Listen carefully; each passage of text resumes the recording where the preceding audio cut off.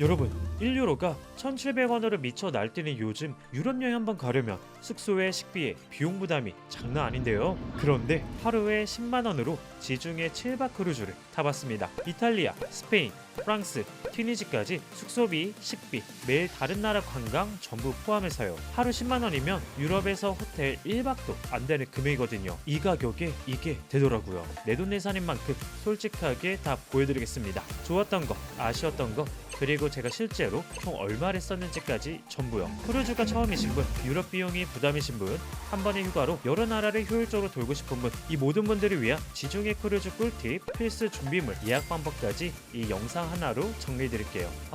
게다가 100유로를 아끼려다가 7시간을 개고생한 이야기도 빠지지 않으니까요. 마지막까지 함께 해주세요. 그럼 지금부터 함께 가보시죠. 먼저 70만원 크루즈의 정체부터 알려드릴게요. 비행기에 FSC와 LCC가 있듯이 크루즈에도 등급이 있어요. 예를 들어 로얄 캐리비안이 대한항공이라면 제가 탄 코스타 크루즈는 LCC입니다. 즉 가성비 크루즈인 거죠. 참고로 저는 크루즈 출발 고작 일주일 전에 예약했어요. 이때 운임의 항구 이용료에 여러가지 세금 다 포함해서 최종 결제 금액이 1인당 407유로였습니다. 407유로니까 약 70만원. 7박이니까 1박당 10만원이 셈이에요. 유럽에서 호텔 하나 잡아도 이 가격은 절대 안 나오거든요. 여기 배가 보이는데요. 와, 가까이서 보니까 생각보다 엄청 크더라고요. 2019년에 운항을 시작한 비교적 신상 배인데 탑승객 약 5,000명까지 수용 가능해요. 겨울 비수기라 그런지 어느 정도 한산한 편입니다. 각각의 시설은 뒤에서 자세히 보여드릴 테니 먼저 여기까지 어떻게 왔는지 말씀드릴게요. 이 크루즈를 탑승한 건 이탈리아 로마였는데요. 로마로 가기 위해서 가장 가성비 있는 티웨이를 탑승했습니다. 제가 티웨이 플러스 플래티넘 멤버인데 정말 운 좋게도 비즈니스로 업그레이드 받아서 편하게 도착했어요. 승무원분에게 쪽지도 받아서 더욱 특별한 비행이었는데요. 다음 영상에서 티웨이 탑승기와 함께 자세하게 공유드릴게요. 크루즈가 로마 출발이라고 되어 있지만 실제 승선하는 항구는 치비타 베키아라는 도시입니다. 로마 공항에서 치비타베키아까지 이동해야 하는데요. 성수기에는 크루즈에서 운항하는 유료 셔틀이 있는데 제가 간 건 비수기 겨울이라 셔틀 예약을 할 수가 없더라고요. 방법을 찾다가 마이세이프 플레이스라는 카풀 서비스를 이용하려고 했어요. 공항에서 여러 사람을 태우고 각자 목적지에 내려주는 방식인데 캐리어짐까지 있는 상황에서 훨씬 저렴하게 갈 수 있거든요. 일반 밴을 따로 예약하려면 50만원이 넘는 금액이기 때문에 보통 이 카풀 서비스를 이용하더라고요. 이걸 이용하려고 전날에 홈페이지에서 예약까지 다 해놨는데 세상에 현장에 가니까 비수기라 항구 방면 차량 운항을 안 한다고 하더라고요. 저 말고 카풀할 사람이 없어서 그랬나봐요. 어쩔 수 없이 기차를 타고 가기로 했습니다. 공항에서 테르미니역까지 가서 테르미니역에서 환승해서 치비타베키아까지 가는데요. 다행히 한 번만 갈아타면 돼서 어렵지 않게 갈 수 있었어요. 헤맨 시간 포함해서 약 2시간 정도 걸렸습니다. 기차비는 1인당 11유로, 약 19,000원이에요. 이렇게 도착한 치비타베키아에서 하루를 묵었습니다. 탑승이 다음날 낮 12시부터 시작하는데 11시에 체크아웃하고 천천히 가면 여유롭거든요. 숙박비는 1인당 3유로짜리 도시세 포함해서 83유로, 약 14만원이었습니다. 참고로 이탈리아와 같은 나라에서 숙소 체크인이나 체크아웃 때 도시세 명목으로 1인당 1박에 3유로씩 결제를 해야 하는 경우가 많아요. 미리 알아두시면 좋습니다. 비행과 시차로 기절하고 난 다음날 아침 숙소 조식으로 간단하게 빵이랑 커피를 먹고 셔틀버스를 타고 크루즈로 이동했습니다. 캐리어가 있어서 원래는 택시를 타려고 했는데 호텔 사장님이 택시비도 비싼데 무료 셔틀버스를 타라고 알려주셨어요. 인터넷에서 정보를 못 찾았던 셔틀버스인데 친절한 사장님이 알려주셔서 너무 감사했습니다. 도시마다 다른데 크루즈와 시내를 오가는 무료 셔틀버스가 있는 항구들이 있어요. 미리 확인해두면 교통비를 아낄 수 있으니 꼭 체크해두세요. 비수기라 그런지 크루즈를 체크인하는 곳이 꽤나 한산했습니다. 여유롭게 체크인을 해줬고요. 신나는 마음으로 크루즈에 탑승을 했습니다. 탑승하자마자 친절하게 방은 오후 2시부터 준비될 거고 먼저 점심 식사를 하라고 하더라고요. 마침 배도 고파서 바로 점심을 먹으러 갔어요. 식당 입구에는 아주 탐나는 손 씻는 기계가 있었습니다.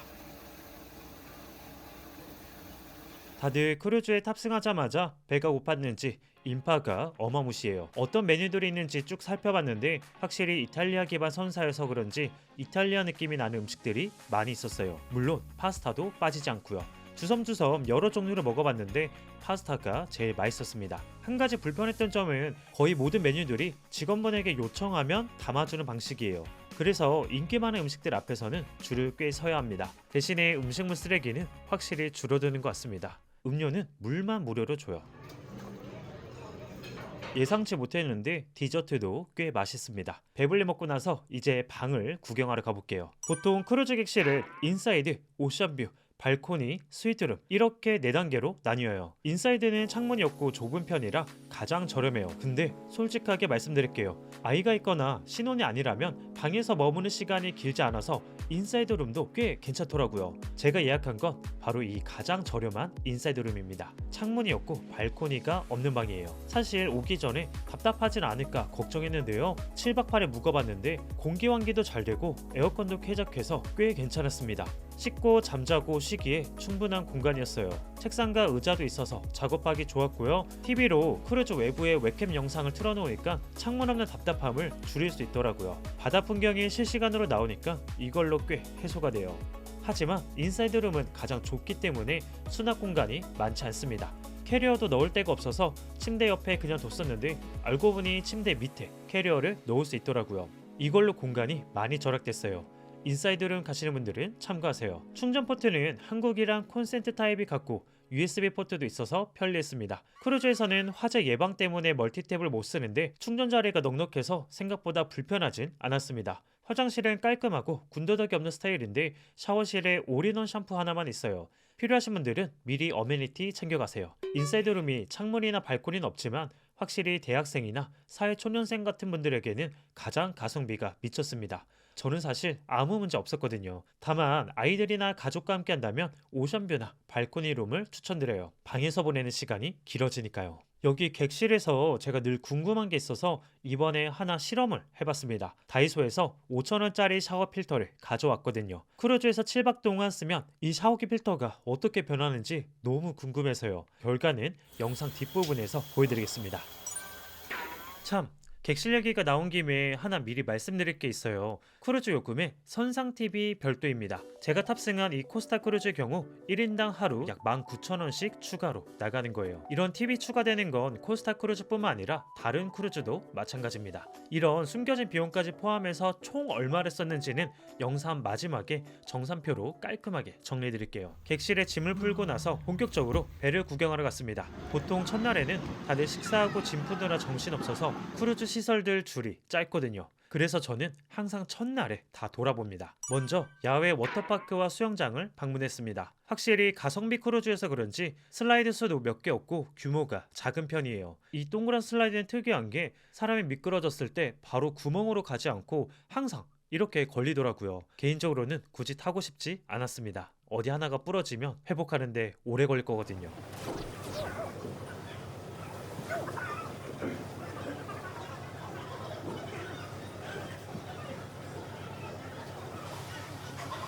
야외에는 성인 전용으로 작은 수영장과 따뜻한 자쿠지가 있어요. 겨울이라 자쿠지가 최고의 선택지였습니다. 따뜻한 물에 들어가 있으면 진짜 극락이에요. 노천 온천 느낌이 나요. 말이 성인 전용인데 아이들도 많이 있긴 했어요. 크루즈 중앙 양 옆에도 수영장이 있는데 물이 따뜻하게 유지되고 있기 때문에 이용하기 괜찮습니다. 성수기에는 이곳이 물반 사람반으로 가득 찬다고 하더라고요. 겨울인지라 야외 수영장보다는 실내 수영장이 훨씬 더 활기가 넘쳤어요. 신기하게 투명하게 생긴 유리뿔이 4개 있는데 안이 보이는 형태라 뭔가 수족관 같더라고요.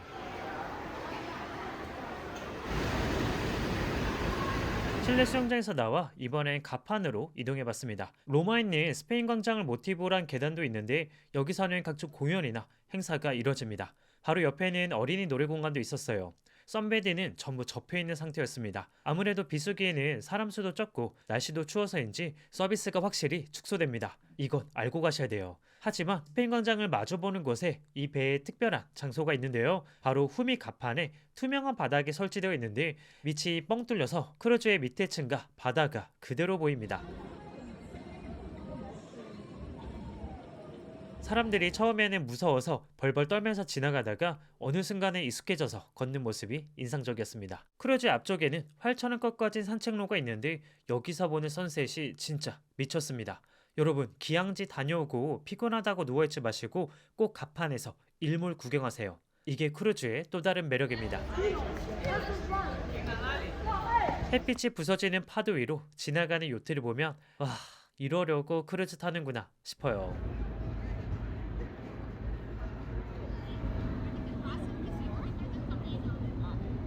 크루즈 내부에는 세 개 층을 통으로 연결하는 원형 무대인 콜로세오라는 곳이 꽤 인상적이었어요. 여기서 중요한 메인 공연들이 이뤄지는데 사실 좌석이 얼마 없어서 현장에서 구경하기는 조금 힘듭니다. 콜로세오나 극장에서 진행하는 공연들은 보통 30분씩 펼쳐지고요. 솔직히 공연들의 스토리나 무대 효과는 다소 아쉽지만 밥 먹고 소화하면서 가볍게 보기에는 충분합니다. 서커스 공연, SF 공연, 촛불 조명 배경의 연주 등 매일 바뀌는데 확실한 건 티니지 나이트 쇼가 압도적인 1등이었어요.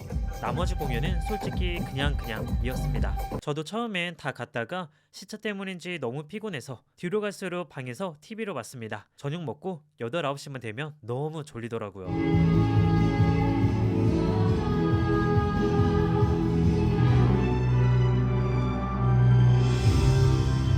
이외에 게임장, 헬스장, 코스타 디자인 뮤지엄, 쇼핑구역, 카지노까지 있는데요. 크루즈 안에 박물관에 있는 건 처음 봐서 신기했습니다. 헬스장에는 운동하시는 분들도 많았어요. 카지노는 별로 관심이 없어서 패스했습니다. 코스타 크루즈 시설은 이 정도로 정리하고요. 다음으로 여러분이 크루즈에서 가장 궁금해하실 것 중에 하나인 음식 이야기를 해볼게요. 아침, 점심, 저녁으로 어땠는지 보여드릴게요. 사람이 많다 보니까 여러 개의 식당에서 식사가 진행되는데요. 저는 주로 아침 식사는 5층 레스토랑에서 먹었습니다. 뷰가 가장 좋고 사람도 적었거든요. 그런데 아침 식사 매일 메뉴가 똑같습니다. 기본적인 에그 스크럼블, 삶은 계란, 감자, 채소볶음이 메인 메뉴이고요. 필요하면 오믈렛이나 팬케이크는 따로 요청하면 만들어 주십니다. 7박 8일 동안 커피랑 우유가 제일 맛있더라고요. 본격적인 식사가 시작되는 점심은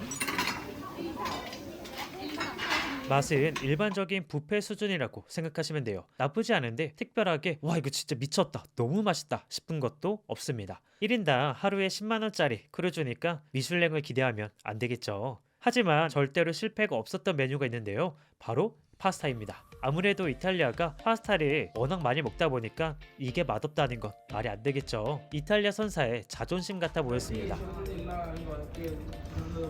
점심시간 이후에는 수영장 근처에서 햄버거랑 감자튀김을 무료로 주는 간식바도 있어요. 크루즈에서 무료 음식은 뷔페와 저녁에 운영하는 정찬식당, 그리고 이 간식바 정도입니다. 나머지는 거의 다 유료예요. 감자튀김은 기대를 안 했는데 정말로 맛있게 매일매일 먹었고요. 햄버거는 솔직히 별로였어요.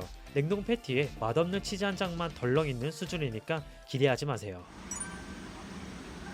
이제 저녁으로 넘어가 볼게요. 크루즈에서는 저녁을 정찬식당이랑 뷔페 두 군데서 먹을 수 있는데 둘 다 크루즈 요금에 포함되어 있어요. 정찬식당은 코스 요리로 나와요. 스타터, 첫 번째 요리, 메인 요리, 디저트 순서인데 코스타 크루즈는 가성비 크루즈인 만큼 각 코스별로 1인당 한 개씩만 시킬 수 있어요. 스타터는 매일 달라지는데 대부분 성공적이었고요. 첫 번째 요리로 자주 나오던 파스타는 역시 이탈리아 선사답게 실패할 일이 없었습니다. 그런데 항상 메인 요리가 정말로 많이 아쉽더라고요. 일부러 고기 요리를 많이 시켜봤는데 질기거나 퍽퍽한 경우가 많았어요. 하지만 마무리 디저트는 점심 뷔페보다 한 단계 위였습니다. 디저트가 꽤 신경 쓴 티가 나더라고요. 저녁 식사를 뷔페도 가봤는데 가능하면 정찬 식당에서 드시는 거 추천드려요. 저녁 식사 시간의 뷔페는 정말 사람도 너무 많고 줄 서서 음식 받다가 지치기가 쉽습니다.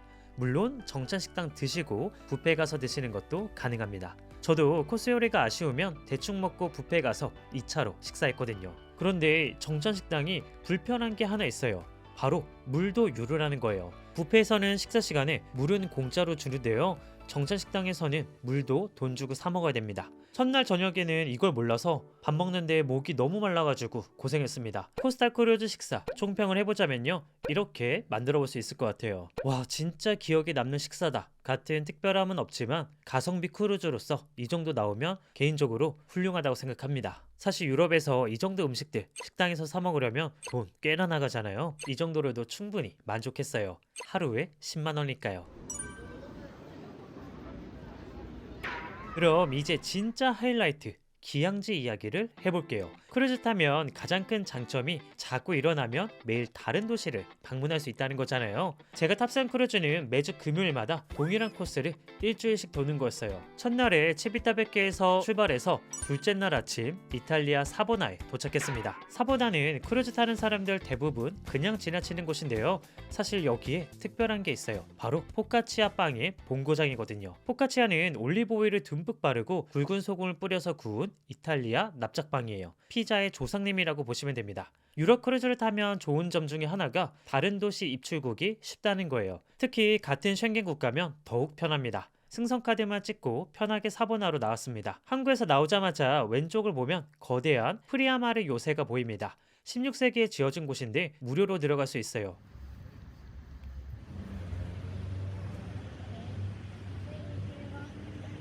오래된 골목길을 올라가니까 방금 내린 크루즈랑 지중해가 한눈에 보이는데 날씨는 흐리지만 상쾌한 기분이 들었습니다. 구시가지로 걸어가서 팜페라는 가게를 찾았는데요. 인기 있는 포카치아 맛집이라고 하더라고요. 하나에 3유로로 약 5,000원인데 유로 물가가 정말 살벌합니다. 겉은 바삭한데 속은 촉촉하고 올리브 오일 향이 올라오면서 짭짤하니 맛있더라고요. 크루즈 뷔페 빵이랑은 차원이 다릅니다. 광장을 지나면서 에스프레소도 한 잔 마셨는데 1.5유로 약 2,500원. 사보나는 솔직히 반나절이면 충분한 곳이에요. 볼 게 엄청 많은 건 아닌데 포카치아 본고장에서 가꾸운 포카치아 먹고 여유롭게 산책하기엔 딱이었어요.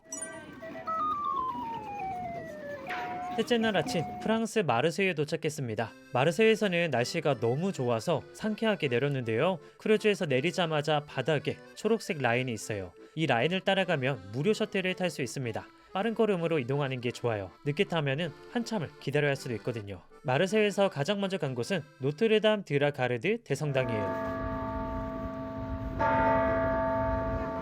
마르세유 전체와 지중해가 한눈에 보입니다. 그런데 사실 노트르담 대성당은 파리에 있는 게 아닌가 해서 왜 같은 이름의 성당이 있지? 궁금해서 찾아봤거든요. 확인해보니까 노트르담은 프랑스어로 우리의 성모님이라는 뜻이라 프랑스 곳곳에 노트르담이란 이름의 성당이 있어요. 마르세유의 노트르담은 꼭대기에 금색 성모상이 올려져 있는데 좋은 어머니라고 부르며 도시의 수호성인으로 여기는 곳이래요. 노트르담 대성당을 보고 내려오면 바로 유럽 지중해 문명 박물관이 있는데요. 건물 외벽의 격자 구조를 사이로 빛이 부서져서 들어오는 멋있는 건물이에요. 지중해 바라보며 쉬어가시는 걸 추천드려요. 진짜 힐링입니다.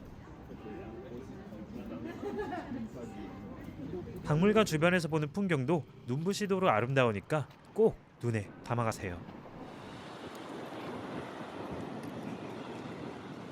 박물관에서 연결된 길을 따라가면 여기서 보는 항만뷰도 아름다우니까 꼭 가보세요. 주말에는 시장도 열리기 때문에 활기찬 도시를 느낄 수 있어요.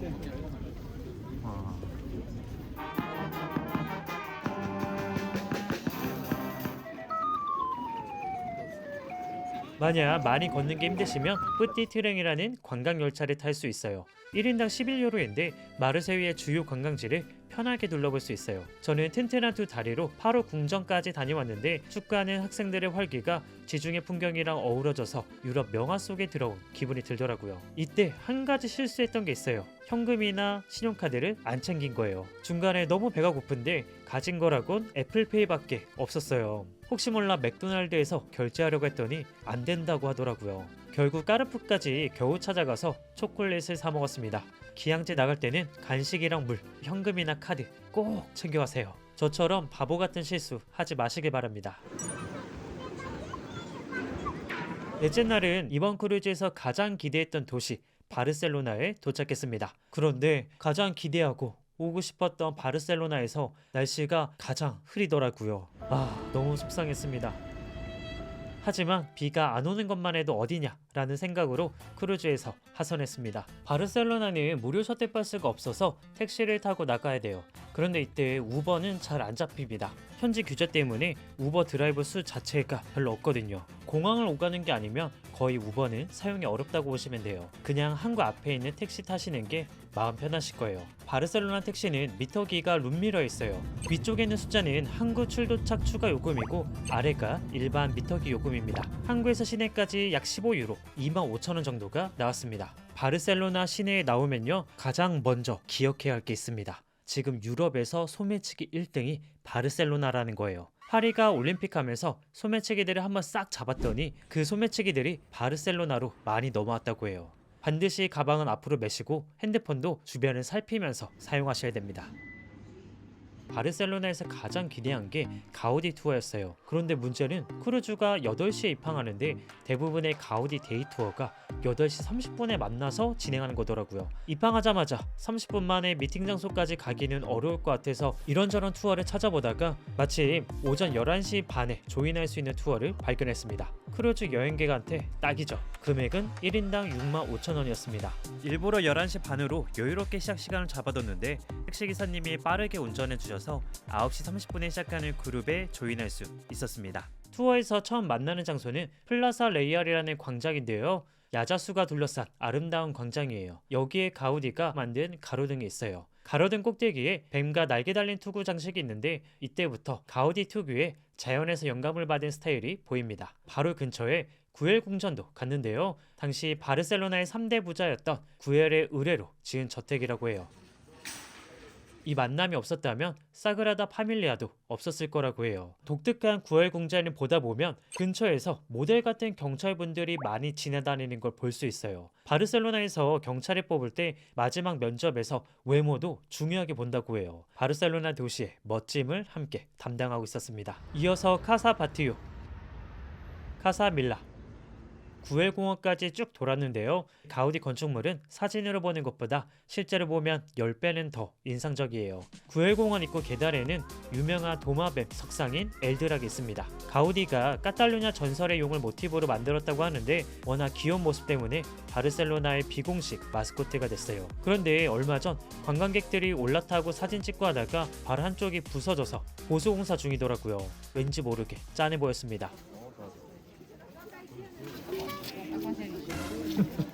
참, 여기 구엘공원에 들리면 꼭 찍어야 하는 사진이 있는데요. 스페인의 또 다른 천재 예술가인 살바도르 달리가 1950년대에 이곳을 방문해서 십자가 모양의 구조물을 머리 위에 올려놓고 찍은 유명한 사진이 있어요. 똑같이 따라해서 찍어보시면 재밌는 사진 건질 수 있습니다. 이제 슬슬 배가 고파지는데요. 점심은 사그라다 파밀리아 근처에 있는 엘스 포르쇼스라는 해산물 레스토랑에서 먹었어요. 오늘의 메뉴 코스 요리를 21.5유로 약 37,000원에 먹을 수 있거든요. 맥주나 와인 같은 알코올까지 포함이에요. 바르셀로나 물가치고는 가성비가 미쳤죠. 마지막으로 하이라이트인 사그라다 파밀리아 성당까지 봤습니다. 한국으로 돌아올 때는 프리나우라는 택시 앱을 이용했습니다. 복귀하는 택시는 27.9유로가 들었어요. 약 47,000원입니다. 재밌는 게 오늘 하루 종일 중간중간 비가 살짝씩 내렸는데요. 바르셀로나가 1년 중에 비 오는 게 55일 정도밖에 안 된대요. 제가 딱 그 날짜를 맞춰서 온 거였습니다. 1년 중 단 55일밖에 안 되는 비 오는 날씨를 경험했다니 행운이겠죠? 바르셀로나는 솔직히 하루가 턱없이 부족한 도시였는데요. 다음에는 날씨 화창한 날 다시 방문하고 싶다는 생각이 들었습니다.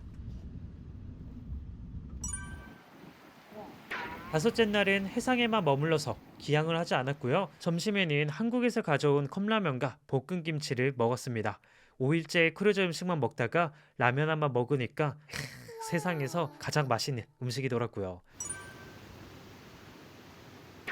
여섯째 날은 유럽에서 아프리카로 분위기가 확 바뀌면서 튀니지에 도착했어요. 크루즈가 정박한 곳은 라 굴레트라는 항구인데요. 수도 튀니스 바로 옆에 있는 항구 도시예요. 유럽이 아니기 때문에 입국 신고서도 미리 작성하고 준비해야 합니다. 항구에서 내리자마자 사막 여우랑 매를 들고 사진 찍자고 하는 호객꾼들이 말을 걸어서 정신이 없었는데요. 이건 시작에 불과했습니다. 입국 심사원은 전자담배를 피고 있고 택시들은 정신없이 호객행위를 하더라고요. 유럽이랑은 확실히 다른 분위기예요. 항구 바로 앞에서 3시간짜리 택시 투어가 70유로에 있었는데 너무 비싸다는 생각이 들었어요. 그래서 저는 항구 밖으로 나와서 좀 더 멀리 떨어진 현지 택시를 이용하기로 했습니다. 그런데 우버가 튀니지에서는 안 되더라고요. 튀니지에서 사용하는 다른 택시 앱도 있는데 한국 번호로는 인증을 할 수가 없어서 찾아보다가 외국인이 사용할 수 있는 인드라이브라는 앱을 설치했습니다. 이 앱이 좀 특이한데 내가 금액을 제시하면 택시기사들이 수락하거나 역제한하는 입찰 방식이에요. 살짝 번거로운 건 현금으로 택시 기사님에게 결제해야 하는 방식이라 가장 가까운 환전소에서 20유로만 환전했습니다. 택시를 타고 가장 먼저 방문할 곳은 시디브 사이드라는 곳이에요. 앱에서 10디나르 약 5,000원 정도로 체결이 돼서 탑승했는데요. 도착지에 다 와서 10디나리를 기사님께 드리려고 하니까 갑자기 10유로를 달라고 하는 거예요. 10유로면 17,000원이거든요. 거의 3배 차인데 외국인인 저한테 바가지를 씌우라는 것 같았어요. 그래서 앱 화면을 보여주면서 단호하게 다시 이야기를 하니까 조용히 10디나르만 받고 가셨습니다.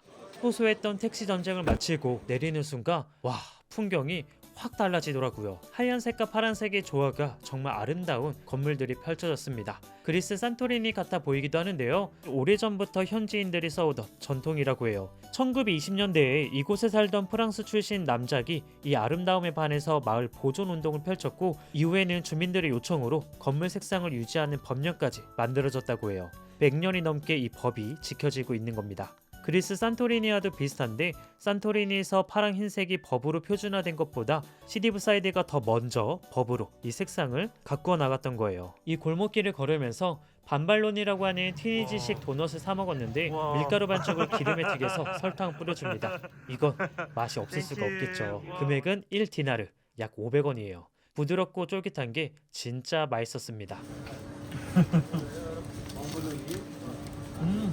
시디브 사이드의 아름다운 풍경들을 뒤로하고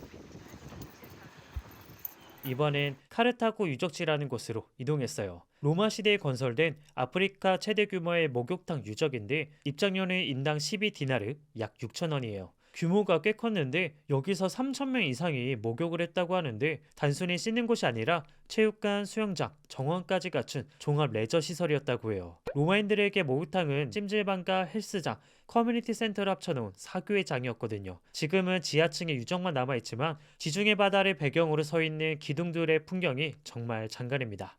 근처에는 로마 시대의 원형 극장도 있고 다양한 유적지들이 있기 때문에 천천히 걸어서 둘러보기에도 좋았어요.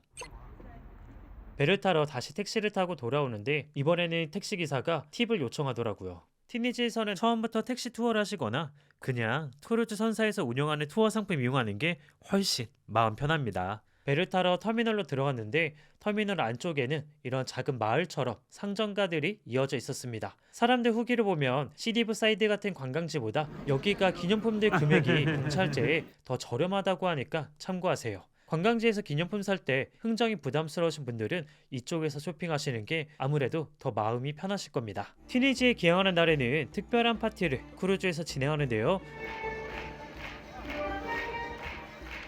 크루즈 선미 부분에서 이런 엄청난 규모의 댄스 파티를 하면서 크루즈 여행의 절정을 느낄 수 있었어요.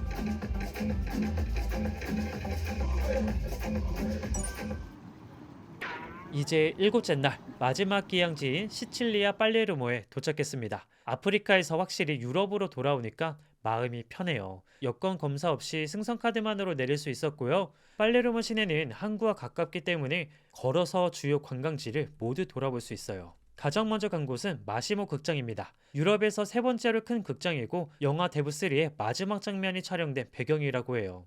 여기서 조금만 걸으면 콰트로 칸티라는 곳이 나오는데요. 4개의 모서리라는 뜻입니다. 사거리 4모서리마다 바로크 양식의 4층 건물이 둥글게 마주보고 있고 맨 아래 4개의 부수는 사계절을 의미한다고 해요.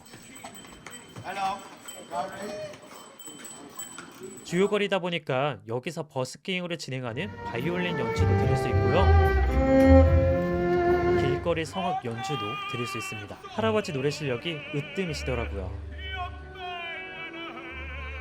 이 사거리 바로 근처에는 프레토리아 분수가 있는데 별명이 수치의 분수라고 해요. 조각상들이 전부 실물 크기의 나체로 묘사되어 있어서 부끄러워했고 예산이 부족한데 비싸게 분수를 사온 시 정부에 부패를 비꼬는 의미도 있다고 해요. 실제로 보면 나중에 보수공사란 건지 묘하게 덧댄 느낌들이 있어요. 다음으로 빨레르모 대성당을 갔는데 1185년에 지어진 성당이라고 해요. 이슬람 사원에서 기독교 성당으로 변모한 역사가 있어서 노르만, 아랍, 고딕, 바로크 양식이 전부 섞여 있습니다. 무료로 입장 가능하기 때문에 잠시 쉬기에도 좋아요. 개선문인 포르타 누우바는 아랍 느낌이 나더라고요. 길을 걸으면서 구경하다 보면 이런 귀여운 모자를 쓴 말들도 볼 수 있는데요. 가까이 가면 영업당하실 수 있으니 멀리서만 봐주세요. 마지막으로 시칠리아 대표 디저트를 먹으러 갔어요. 브리오슈 콘 젤라또라고 푹신한 범빵에 젤라또를 샌드위치처럼 넣어 먹는 거예요. 금액은 3.5유로, 약 6,000원인데 양이 어마무시해요. 체리랑 피스타치오 두 가지 젤라또를 넣어서 먹었는데 빵은 푹신하고 젤라또는 쫀득하니 정말 맛있었어요. 다만 양이 많으니까 하나 시켜서 같이 나눠 먹는 걸 추천드립니다. 배를 타러 가는 길에 요트들이 정박된 항구를 지나가게 됐는데 여기에 분수와 수영장처럼 꾸며진 공간이 있어요. 햇살에 일렁거리는 물이 색감이랑 어우러져서 진짜 미쳤습니다. 이 뜻밖의 장면이 빨레르모에서 가장 인상 깊었어요.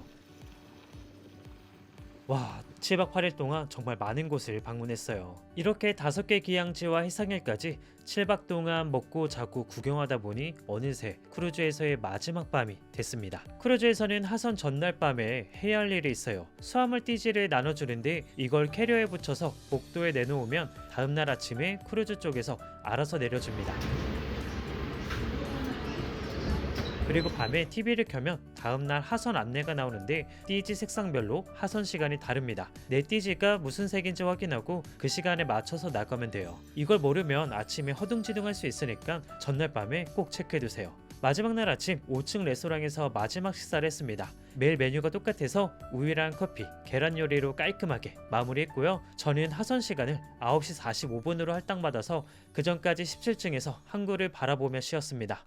그런데 갑자기 창문 밖에 매달린 사람이 등장해서 깜짝 놀랐어요. 크루즈 외벽 청소를 하시는 분이었는데 아이컨택이 되는 바람에 둘 다 웃었습니다. 로얄 캐리비안 크루즈에서는 크루즈 외벽을 드론으로 청소하던데 다른 점이 있었네요. 크루즈 하선 전에 또 해야 할 일이 있는데요. 크루즈 팁도 결제해야 됩니다. 7층 키오스크에서 카드로 결제하면 되는데 키오스크 언어 설정에 한국어가 있더라고요. 이 크루즈에서 유일하게 본 한국어였습니다. 돈 내는 건 어렵지 않게끔 해주셨네요. 약 13만원을 시원하게 결제했습니다. 크루즈에서 하선하고 시내까지 가는 무료 셔틀을 타고 내렸는데 바로 앞에 투어 회사들이 있었어요. 공항까지 바로 가는 밴을 1인당 60유로, 2명이서 120유로를 제한하더라고요. 기차 타고 가면 1인당 11유로거든요. 몸이 굉장히 편한 120유로 대 가성비 넘치는 22유로 기차. 밴을 탈까 말까 10분 정도 고민했습니다. 그러다가 가성비 있게 여행하려고 크루즈까지 탔는데 밴을 타면 그 철학이 무너지는 것 같아서 발을 돌렸습니다. 그랬더니 다른 택시 기사님이 2명에 100유로를 제한해 주시더라고요. 한 번 더 심적으로 갈등했지만 날씨도 좋고 해서 그 제안도 거절했습니다. 그런데 여러분, 결론부터 말씀드릴게요. 웬만하면 그냥 100유로 내고 택시 타세요. 저도 알고 싶지 않았습니다. 기차와 사투, 버스와 사투, 택시와 사투하다가 장장 무려 7시간 만에 로마 공항에 도착했습니다. 여러분, 이탈리아 기차를 절대 믿지 마세요. 공항 가는 비용, 이건 아끼지 말자고요. 와, 진짜 미쳐버린 줄 알았습니다. 공항에 도착해서는 출국 전에 이용할 수 있는 헬로스카이라는 라운지를 이용했습니다. 로마에 입국해서도 이용할 수 있는 곳이고 출국 전에 체크인 시간이 많이 남았을 때도 이용하기 좋은 라운지예요. 저는 더 라운지 앱을 이용해서 받은 이용권으로 무료로 이용했고요. 7시간 고생한 지친 몸과 마음으로 이것저것 먹으니 그나마 힘이 났습니다. 귀국행 비행기는 아시아나를 예약했어요. 아시아나 귀국행은 패키지 여행객들도 많이 이용해서인지 체크인 줄이 엄청 기니까 일찍 가서 티켓팅 하시는 거 추천드립니다. 게다가 요즘 아시아나가 기내 가방 개수나 무게도 일일이 재니까 배분을 잘 하셔야 돼요. 자, 이제 이번 여행의 모든 비용을 정산해 볼게요. 비용은 1인 기준입니다. 제가 표로 깔끔하게 싹 정리해봤는데요. 크루즈 비용 70만원, 크루즈 팁 13만원, 비행기 왕복 약 90만원, 크루즈 안에서 사용한 와이파이 8일치 1인당 약 15만원, 숙소비 약 7만원, 기차비 4만원, 택시나 셔틀버스 등으로 이용한 교통비 8만원, 기항지에서의 식사, 간식, 입장료로 약 8만원, 바르셀로나 데이투어로 6만 5천원, 데이터를 위한 이심 약 만원으로 총 비용 약 224만원이 들었습니다. 7박 8일 지중해 5개국을 돌았는데 1인당 약 224만원이면 솔직히 유럽여행 치고는 가성비가 미쳤습니다. 숙소비와 식사가 크루즈에 저렴하게 포함되어 있으니까 확실히 돈을 많이 절약할 수 있었던 것 같아요. 호텔과 식사 따로 잡으면 이 금액은 절대 안 나오거든요. 다만 솔직하게 단점도 말씀드리면요, 음식은 너무 기대하시면 안 되고요. 비수기에 가면 야외시설 대부분이 축소 운영됩니다. 정차 식당에서 물을 사 먹어야 하는 것도 아쉽고 객실이 좁은 건 아무래도 감수해야 돼요.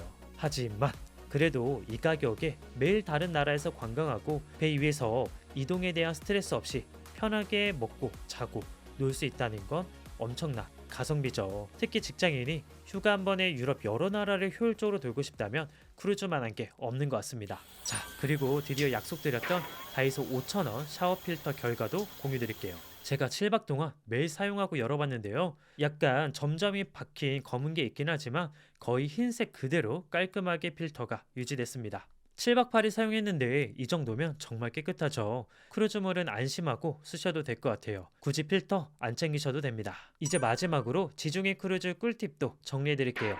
먼저 예약 관련해서는요, 코스타 크루즈 예약은 공식 홈페이지가 가장 저렴했습니다. 여러 프로모션도 많았고 직접 예약하는 게 다른 어디보다 더 저렴했어요. 출발 1, 2주 전에 막판 세일하는 경우도 있다 보니까 이런 저렴한 금액도 노려보세요. 두 번째로 출발 기항지를 비교해보세요. 같은 코스라도 로마, 바르셀로나, 마르세유 등 서로 다른 출발지에서 탑승해서 서로 다른 일주일을 보낼 수 있었어요. 그래서 항공권이 더 저렴한 도시에서 타면 총 비용을 아낄 수도 있습니다. 세 번째는 이건 진짜 제가 코스타 크루즈를 찾았던 방법인데요, 바로 AI한테 물어보는 거예요. 물론 정확한 결과를 내주진 않을 수 있지만 모든 사이트를 검색하기 어려우니까 찾아보는 거죠. 참고로 국내 사이트보다는 해외 사이트가 확실히 저렴했어요. 예약하느라 비교했던 사이트들도 더보기란에 남겨둘게요. 만약 여러분들이 원한다면 크루즈 주춥도 도전해보도록 해보겠습니다. 많은 응원 부탁드릴게요. 다음은 준비물 관련해서는 카드 목걸이를 꼭 챙겨가세요. 크루즈의 승선카드가 결제 수단이자 신분증 역할을 하거든요. 목에 걸어두면 분실 걱정 없이 이용하기가 훨씬 더 편합니다. 다음으로 물병을 꼭 챙겨가세요. 크루즈에서 물은 식사 시간에 뷔페에서만 무료입니다. 그 외 시간에는 유료니까 텀블러나 물병에 물을 미리 받아두는 게 좋아요. 크루즈에서 물 사 먹으려면 꽤나 부담스럽습니다. 다음으로 간단한 간식과 컵라면 챙겨가시는 거예요. 매일 이탈리아 스타일의 크루즈 음식만 먹으면 한식이 그리워지는 순간이 오는데요, 이때 컵라면 하나 딱 먹으면 기운이 솟아납니다. 뷔페에서 뜨거운 물을 받을 수도 있고 야외 테라스에서 먹으면 냄새나는 거 걱정 없이 마음 편하게 드실 수 있어요. 요즘 유로가 너무 비싸기 때문에 한국에서 구입해 가세요. 맥주나 음료수, 물과 과자를 크루즈에서 사면 사실 비싸잖아요. 그래서 몇 병 정도는 챙겨가면 좋은데요, 소량의 경우에는 특별히 제지하거나 막지 않더라고요. 아니면 기항지 마트에서 몇 캔 구입해서 가져가도 특별히 제재는 없었습니다. 더 싸게 먹자고요. 와이파이나 음료 무한 패키지는 미리 구입하시는 게 더 싸요. 크루즈 안에서 구입하면 더 비싸게 파는 경우가 많으니 본인한테 맞는 패키지를 선택하시면 됩니다. 다음으로 멀미약을 챙겨가세요. 큰 배라서 웬만하면은 멀미가 없을 텐데요, 하지만 해상 상태에 따라 출렁일 수도 있고 간혹 예민하신 분들은 살짝 멀미 기운이 있을 수 있거든요. 현지에서 멀미약 사려면 훨씬 더 비싸기 때문에 꼭 구입해오세요. 다음으로 언어나 통신 관련된 건데요, 일단 영어 소통으로 인한 걱정은 크게 안 하셔도 됩니다. 이건 다른 크루즈도 마찬가지인데 크루즈 안에서 영어가 꼭 필요한 상황은 입항할 때 서류 확인, 식당에서 간단하게 주문할 정도예요. 사실 영어가 꼭 필요한 상황은 별로 없는데요, 웬만하면 바디랭귀지로 다 소통이 가능하기 때문에 부담 가지실 필요가 없습니다. 크루즈 안에서 진행되는 쇼나 공연들은 노래랑 춤 위주라 말이 거의 없어서 언어 상관없이 즐기실 수도 있고요. 다음으로 기항지에서는 이심을 미리 준비하세요. 기항지에서 길 찾고 택시 앱을 사용하고 번역기를 쓰려면 데이터가 필수거든요. 제가 이심을 살펴보니까 최근에는 트립닷컴이 가장 저렴하게 이심들을 판매하고 있었어요. 특히 이탈리아에서는 하루에 500메가짜리가 130원밖에 안 해가지고 가장 저렴한 플랜을 여러 개 사서 필요한 만큼 사용했었습니다. 지중해 크루즈는 웬만하면 21로 다 커버가 되는데 티니지 같은 아프리카 국가는 유럽 플랜에 안 들어가는 경우가 있으니까 별도로 확인하셔야 합니다. 다음으로 기항지 팁으로는요. 기항지 나갈 때 반드시 현금이나 카드를 꼭 챙기세요. 크루즈 안에서는 신용카드나 현금을 쓸 일이 없다 보니까 나도 모르게 객실에 두고 다니는 경우가 많아서 아차 하는 순간에 생길 수 있거든요. 마지막으로 이탈리아 기차는 연착이나 취소가 빈번합니다. 공항 갈 때는 반드시 넉넉하게 여유를 두거나 걱정된다면 비용이 좀 나오더라도 택시 타시는 게 마음이 편할 겁니다. 지금 공유드린 모든 팁은 제가 싹 다 정리해놨어요. 정리한 링크는 본문과 고정 댓글에 남겨둘 테니 참고해주세요. 자, 이렇게 지중해 7박 8일 코스타 크루즈에 대해서 이야기해봤는데요. 사실 이번이 제 첫 지중해 크루즈였어요. 지중해 크루즈는 다른 여행과 비교했을 때 확실히 장점이 있습니다. 짐을 한 번만 풀면 매일 다른 나라에서 관광할 수 있고 이동하는 동안 자면 되니까 시간 낭비가 없어요. 또 호텔 예약, 교통편 걱정 없이 배 위에서 먹고 자고 쉬면 되니까요. 그리고 지중해 크루즈만의 독특한 점이 하나 있는데요. 같은 코스를 도는데 기항지마다 새로 타고 내리는 사람들이 있어요. 로마에서 출발하는 사람, 바르셀로나에서 타는 사람, 마르세유에서 내리는 사람. 그래서 꼭 로마에서 출발할 필요가 없거든요. 내가 좋아하는 도시에서 출발하거나 항공권 금액을 따져서 출발지를 정하는 것도 꿀팁입니다. 코스타는 FSC 같은 편안함은 아니에요. 직접 발품을 어느 정도는 팔아야 되는 LCC 같은 여행인데요. 그런데 돌이켜보면 발품 팔면서 포카치아 본고장에서 5,000원짜리 포카치아를 먹고 티니지에서 택시비 때문에 옥신각신하고 팔레르모 골목에서 브리오슈 젤라또를 먹은 게 다 추억이더라고요. 바쁜 직장 생활에서 벗어나서 눈부시게 아름다운 지중해 바다를 보면서 멍 때리는 시간, 매일 다른 도시에서 새로운 걸 보고 경험하는 시간, 1유로 1,700원의 시대에도 부담스럽지 않게 가능하다라는 걸 보여드리고 싶었어요. 그리고 이번 지중해 크루즈를 다녀오고 나니까 꿈이 하나 생겼습니다. 세상에는 정말 다양한 크루즈가 있더라고요. 알래스카 빙하 크루즈, 디즈니 크루즈, 호주 크루즈, 중국 장강 사막 크루즈, 나일강 크루즈, 캐나다 단풍 크루즈, 한국 출발 크루즈, 게다가 남극 크루즈까지. 이 크루즈들 하나하나 직접 타보고 여러분들에게도 보여드리고 싶더라고요. 솔직히 싱가포르에서 3월부터 디즈니 크루즈가 운항한다고 해서 이거부터 노려보고 있는데 기대해 주셔도 좋을 것 같습니다. 여러분들도 크루즈 여행을 꿈꾸고 있을 때 이 영상이 도움이 됐으면 좋겠습니다. 그럼 영상 끝까지 봐주신 분들께 진심으로 감사드리고요. 지중해 크루즈 또 코스타 크루즈에 대해서 궁금한 점이나 알고 싶은 내용 있으시면 꼭 댓글로 남겨주세요. 이번 영상이 도움되셨다면 구독과 좋아요, 알림 설정 부탁드리겠습니다. 그럼 우리 다음 영상에서 또 만나요. 안녕.